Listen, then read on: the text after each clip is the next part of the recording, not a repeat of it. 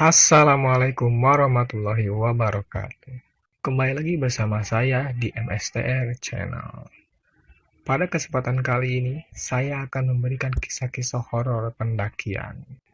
Buat teman-teman yang baru bergabung, jangan lupa like, comment, share, and subscribe. Share semua video saya ke teman-teman kalian. Penasaran dengan kisahnya? Kita langsung ke ceritanya. Let's go.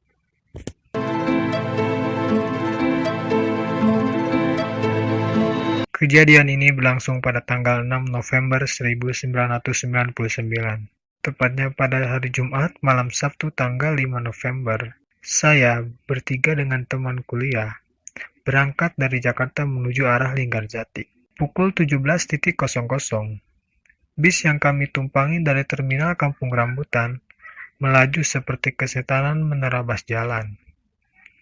Ya, saat itu bis hanya berisi 14 penumpang saja. Sampai masuk pukul 1.15 dini hari, kami sampai di Kabupaten Kuningan. Kemudian, kami bertemu dengan rombongan pendaki dari Solo, berjumlah 3 orang, dan pendaki dari Surabaya berjumlah 5 orang. Alhasil, total kami sekarang ada 11 orang pendaki. Kami pun mencarter satu buah mobil bak sayuran untuk sampai di basecamp Linggarjati. Saat itu, kami menyewa mobil bak dengan harga 150.000 untuk jumlah 11 pendaki. Dan kebetulan, mobil bak tersebut searah pulang ke lokasi basecamp. Sepanjang perjalanan menuju basecamp, saya berbincang dengan kernet mobil bak di depan. Namanya Kang Yana dan supirnya bernama Kang Yuyun. Nama kedua mirip nama perempuan. Kang Yana pun memberitahu kami, selama awal bulan November ini, cuaca sulit ditebak. Karena jalur yang akan kita tempuhi melewati BC Linggarjati, jalur tersebut relatif pendek. Tetapi, mata air sulit ditemukan. Kang Yana sudah sejak SMEA, kalau sekarang SMK ya, sudah mulai pendakian ke Ciremai melalui 4 jalur. Ada Palutungan, Apuy, Linggarjati, dan Padabenghar. Saya pun diberi pesan oleh Kang Yana agar berhati-hati saat memasuki shelter Bapak Tere sampai shelter Pengasingan.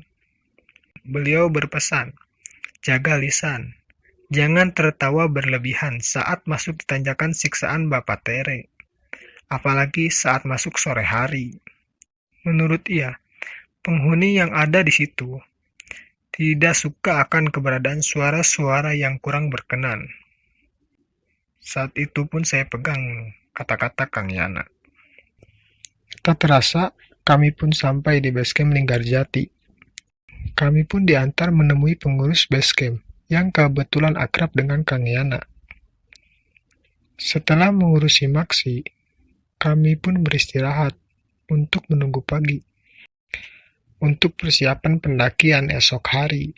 Tetapi, jadwal sedikit molor, dikarenakan dari 11 orang yang akan mendaki, 8 diantaranya masih tertidur sampai pukul 12 siang. Mungkin karena kelelahan di jalan ya. Kita pun berkumpul pukul 13.00 untuk persiapan pendakian. Ya, mungkin hampir 30 menitan lah, kami baru mulai bergerak. Pendakian saat itu dipimpin oleh pendaki asal Solo, bernama Mas Aji, Mas Sugeng, dan Mbak Yuni.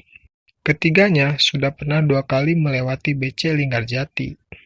Perjalanan menuju sore terasa lamban, akibat trek habis diguyur hujan. Saya sendiri pun 3 kali terpeleset di shelter Cibunar. Kami pun sampai di shelter Kondang Amis. Kedua teman saya pun tak luput terpeleset karena medan yang basah. Memasuki shelter Kuburan Kuda, jam pun menunjukkan pukul 17.30, menandakan hari mulai gelap. Kabut tipis pun mulai berdatangan, mengikuti sepanjang perjalanan kami. Tidak ada kejadian apapun saat kami beristirahat di shelter ini. Kami masih saling berbicara agar tidak terlihat canggung. Beberapa menit kami beristirahat. Kami pun melanjutkan kembali perjalanan menuju shelter pos Pangalap. dan diiringi suara azan terdengar dari kejauhan. Saya pun menyalakan lampu badai ketika hari mulai gelap, diikuti senter dari para pendaki Surabaya dan Solo. Posisi saya sekarang ada tepat paling belakang saat itu. Step by step kami lalui, hingga kami tiba di pos tanjakan Seruni, pukul 20.00. Kita pun beristirahat kembali, dan mendirikan bivak, karena di situ cuaca mulai gerimis. Kami memasak air untuk menyeduh kopi dan makan cemilan roti. Selang beberapa menit kami beristirahat, gerimis tak kunjung reda. Karena hari mulai malam, kami semua berdiskusi tentang melanjutkan perjalanan atau stay malam ini. Tetapi rombongan dari Surabaya bernama Gatot Sesumbar, dengan omongannya mereka meledek kami semua dengan berkata, "Cuma segini aja kemampuan pendaki." Mas Arya pun mengutuk keras omongan Gatot dengan mengatakan, "Jancok, diam sampean, jangan sombong di sini," ucap Mas Arya. Karena Gatot terus-menerus menyerocos dengan bahasa Jawa yang saya sendiri tidak mengerti. Alhasil, Gatot dan ketiga temannya, Taufik, Indra, dan Galuh, melanjutkan perjalanan tanpa kami. Untuk menuju shelter Bapak Tere, saya pun terdiam sementara menenangkan Mas Arya yang ditinggal oleh rombongannya. Akhirnya, kami hanya menyisakan 7 orang saja di tanjakan Seruni. Selang beberapa menit, Mas Aji dan Bayuni menyarankan agar kita segera menyusul teman Mas Arya, karena dikhawatirkan mereka terkena gangguan dari penunggu gunung ini karena sesumbar. Pukul 20.30, kami akhirnya memutuskan untuk menyusul teman Mas Arya. Hampir 1 jam 30 menit, kami baru memasuki shelter Bapak Tere. Jejak Gatot dan teman-temannya benar-benar hilang dari jangkauan kami semua. Sepertinya Gatot dan teman-temannya terlalu bersemangat untuk pendakian kali ini. Setelah beberapa lama, jam pun menunjukkan pukul 22.00. Tepat kami memasuki tanjakan Bapak Tere. Kondisi tanjakan yang terbilang sangat menyiksa ditambah habis hujan menyulitkan langkah kami. Kami pun bergantian menaiki satu langkah demi langkah yang menguras energi. Tepat di tengah tanjakan Bapak Tere, Bayuni berteriak histeris. Kami semua terdiam. Mas Arya yang posisi dekat dengan Bayuni langsung memegangnya. Dan Mas Aji pun mengambil alih tas karir Bayuni. Bayuni pun hampir saja terjatuh ke bawah kalau tidak cepat ditolong. Dengan susah payah, Mas Aji pun meminta saya untuk duluan menuju ke atas shelter Batu Lingga untuk membuat tenda. Saya pun bergegas karena melihat kondisi Mbak Yuni yang sudah kelelahan dan hampir pingsan. Saya yang awalnya akan melaju melewati Mas Sigit dan Mas Sugeng untuk membawa karir mereka untuk diangkat, mendadak terdiam. Suara-suara jeritan, tangisan tepat ada di kuping kanan saya. Itu suara seorang perempuan, bersuara lirih dengan bunyi desis-desis seperti ular. Dan kemudian terdengar lagi suara jeritan dan tangisan. Mas Aji pun menyenggol lengan saya dan berkata, "Sampean lanjutkan saja. Tolong diangkat tas kami," jawab Mas Aji. Tas yang di pundak saya aja terasa sangat berat, ditambah saya dan kedua teman saya. Saya pun bergantian mengangkat ketiga tas rombongan dari Solo. Saya menaiki 5 meter di atas untuk bergantian mengangkat tas karir dengan bantuan tambang plastik yang besar. Ini sangat menyiksa sekali. Entah rasa lelahnya seperti apa. Sampai pukul 00.15, saya baru bisa sampai ke shelter Batu Lingga. Dengan menahan rasa sakit dan lelah, saya bertiga pun mendirikan tenda dan seluruh teman saya menjaga tenda. Kemudian saya pun turun untuk menyusul rombongan Solo yang masih terjebak di Bapak Tere. Entah rasanya seperti apa. Tapi yang anehnya, selama saya menuruni untuk menjemput Mas Sigit dan Mbak Yuni, saya mendengar lagi suara tangisan, kali ini suara pria. Bisa dibayangkan ya, pria nangis gimana ya. Suaranya itu merintih. Saya pun berdiam sejenak. Mendengarkan suara tersebut antara pertengahan Bapatere dan Batu Lingga. Pukul 2.30, saya berhasil membawa Mbak Yuni, Mas Sigit, dan Mas Sugeng menuju perjalanan ke Batu Lingga.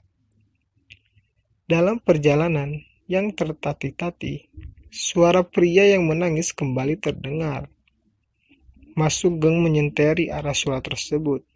Betapa kagetnya kami. Di balik batang pohon-pohon, terlihat Gatot dan teman-temannya meringkuk menangis. Mas Arya yang posisi masih ada di bawah langsung tak percaya. Ketiga temannya terpuruk di antara pohon-pohon. Akhirnya, kami pun memutuskan untuk mengangkat mereka satu persatu sampai ke pos Batu Lingga. Sampai pukul 6.00, mereka semua baru terkumpul di pos Batu Lingga. Kami semua kelelahan. Secara fisik kami sudah down. Secara mental sudah berantakan. Saya tertidur tanpa tersadar di depan pintu tenda yang digelar matras. Saya pun terbangun pukul 10.30 siang. Semuanya mulai membaik dan sudah siuman. Saya pun mendekati Gatot dan teman-temannya. Ketika saya lihat dan saya periksa, banyak luka memar di bagian kaki dan pergelangan dengan sikunya. Luka memar yang dialami Gatot dan teman-temannya sama dengan luka yang ada di Mbak Yuni. Saya akhirnya meminta izin pukul 12.00 untuk melanjutkan perjalanan ke puncak Ciremai. Saya bertiga dengan kedua teman saya dan ditemani Mas Sigit sampai di puncak Ciremai. Keadaan di atas cerah. Kami berempat berbicara tentang kelelahan semalam yang terjadi. Dan Mas Sigit bilang, nanti aja pas turun kita ceritainnya. Kami pun mengangguk saja. Hampir pukul 17.40, kami berempat sampai ke shelter Batu Lingga. Dan kita putuskan jangan turun saat malam hari. Dan kita pun memutuskan untuk jangan turun saat malam hari. Kita semua bermalam dengan membuka 4 tenda. Dan anehnya lagi, tidak ada pendaki lain yang lalu lalang naik turun kecuali kita bersebelas. Setelah azan subuh berkumandang, kami melakukan packing untuk persiapan turun ke base camp. Kami pun mengamati shelter Bapatere saat turun. Banyak tapak-tapak kami dan tali webbing yang seperti digigit oleh sesuatu. Entah binatang buas atau entahlah. Kami pun menuruni tapak-tapak turunan Bapatere dengan hati-hati untuk sampai menuju shelter Seruni. Kemudian, kami lanjutkan sampai base camp pukul 13.00. Karena kondisi kelelahan, kami pun beristirahat di dekat base camp.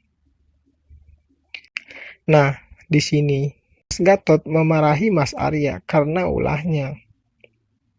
Karena hampir saja mendatangkan bencana untuk kami semua. Mas Gatot pun meminta maaf ke kami semua. Bahwa saat melewati Bapatere, mereka dihadang wanita berpakaian seperti sinden, berperawakan sekitar 160 cm, memakai kebaya berwarna merah. Dan di sisi tempat kami menemukan Gatot dan teman-temannya, menurut Gatot, mereka dikepung oleh sosok tak kasat mata yang mengikuti mereka saat menaiki tanjakan Bapatere. Mereka syok, dan Mbak Yuni membenarkan saat dia berteriak. Sosok perempuan berpakaian kebaya memelototinya dengan berisi suara. Bawah turun teman kamu, kalian semua kurang ajar. Alhasil, Mbak Yuni teriak sekencang-kencangnya, karena baru pertama kalinya Mbak Yuni menyaksikan penampakan di depan matanya sendiri. Oke teman-teman, sekian cerita dari saya. Yang suka dengan video ini, jangan lupa like ya. Share juga ke teman kalian. Tunggu cerita-cerita menarik horor dari kami. Terima kasih.